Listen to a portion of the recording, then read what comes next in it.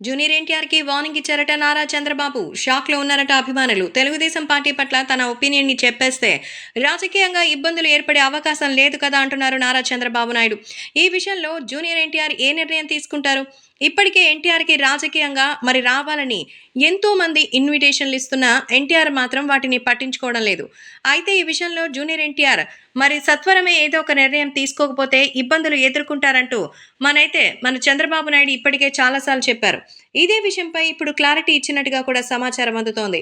So junior NTR Telugu Desam party పట్ల తన ఒపీనియన్‌ని చెప్పకపోతే తను ఇప్పుడే రాజకీయంగా ఎదగాలని అనుకుంటున్నటువంటి చాలా మందికి ఇబ్బందులు కలిగేలా చేస్తున్నారని తెలుగుదేశం పార్టీకి సంబంధించిన ఈ విషయంలో మాత్రం మరి ఇబ్బందులుగా ఉంటాయంటూ చెప్తున్నారు. కాబట్టి రాబోయే రోజుల్లో మాత్రం ఈ విషయం తెలుసుకొని అంతా షాక్‌లో ఉన్నట్టుగా సమాచారం.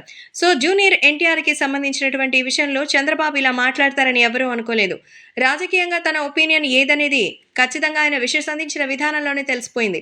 చంద్రబాబు మామయ్యకి, అలాగే మన పురంధరేశ్వరి అత్తయ్యకి, నారా లోకేష్‌కి, ఇంకా మిగిలిన కుటుంబ సభ్యులు గెలిచిన వాళ్ళందరికీ కూడా ఆయన ప్రత్యేకించి విషెస్‌ని అందించారు. సో ఈ నిర్ణయంతోనే తెలుగుదేశం పార్టీకే తన యొక్క ఒపీనియన్ అని తెలిసిపోయింది. కానీ అధికారికంగా ఈ విషయం స్పష్టం చేయాలి. లేదంటే వైసీపీ పార్టీ దండగబోతు పార్టీ ఒకటుంది. అది మరి ఆయన బ్లూ చొక్కా యేసుకున్నాడని వైసీపీ పార్టీకి సపోర్ట్ చేస్తారని ఒకవైపు, ఇంకా ఎన్నో రకాలుగా అయితే చెప్తున్నారు.